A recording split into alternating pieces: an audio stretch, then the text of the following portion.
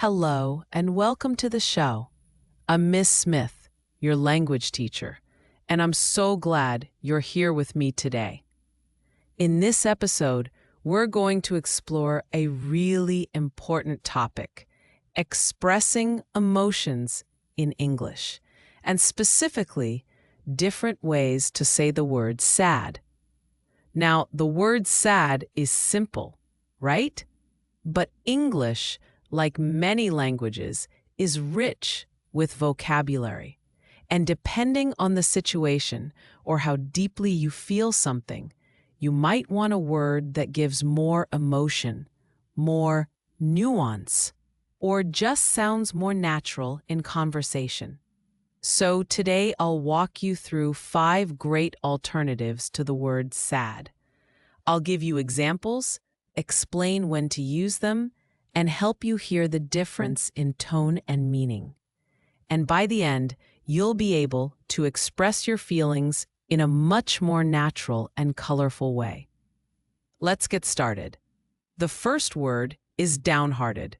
If you're feeling downhearted, it means you're discouraged or disappointed. It's not just about feeling blue for no reason. There's usually a cause. Maybe something didn't work out the way you hoped. For example, if someone tries really hard to win a competition and they lose, they might say, "I'm feeling pretty downhearted after the results came in." It's a quiet kind of sadness connected to effort and expectation. The second word is crestfallen. Now, this word is a little more formal, but it paints a clear emotional picture. When someone is crestfallen, they look visibly disappointed. Their face, their body language, it all shows they've been let down. Imagine this: a student studies hard for an exam, but still fails. You might say he walked out of the classroom looking completely crestfallen. You can almost see the expression on his face. The word adds depth. Just a quick tip: some learners mix this up and say crescent-fallen, but that's not a real word. The correct word is crestfallen. Next, we have a more casual and very common word, blue. In English, saying "I feel blue" is another way of saying "I feel sad" or low. It's often used when you're not feeling energetic or when you're a little bit down emotionally. For example, "I always feel a bit blue on rainy days," or "she's been feeling blue since her friend moved away."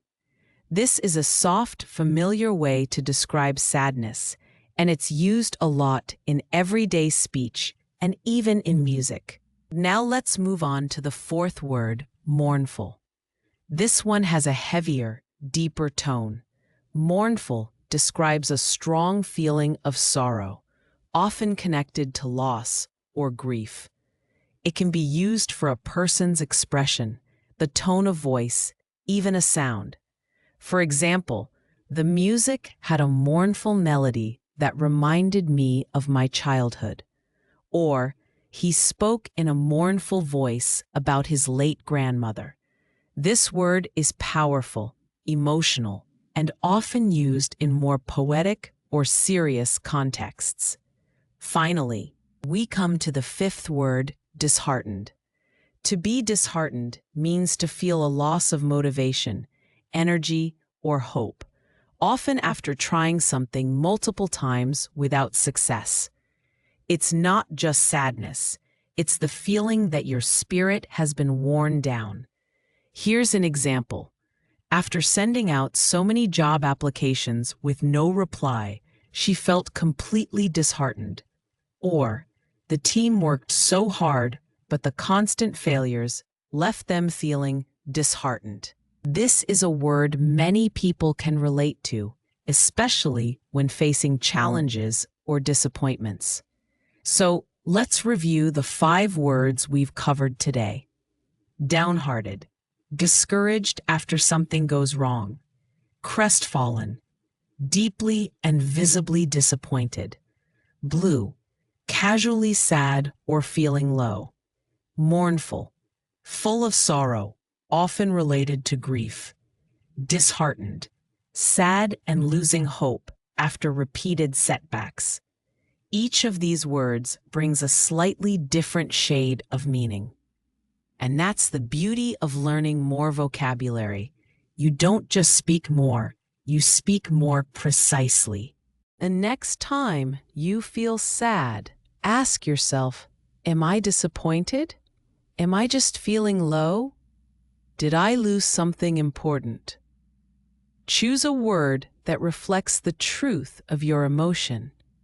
Because when you can express how you feel more accurately, your communication becomes more powerful and personal, whether you're speaking to a friend, writing a message, or sharing your thoughts in a new language. Thank you so much for joining me today. I hope you enjoyed learning with me, and that you'll try using some of these words in your own conversations. If you found this helpful, feel free to share it with a friend or leave a review. And don't forget to follow the podcast so you don't miss the next episode.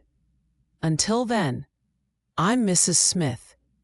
Keep practicing, keep growing, and most of all, keep expressing yourself. Take care and talk to you soon.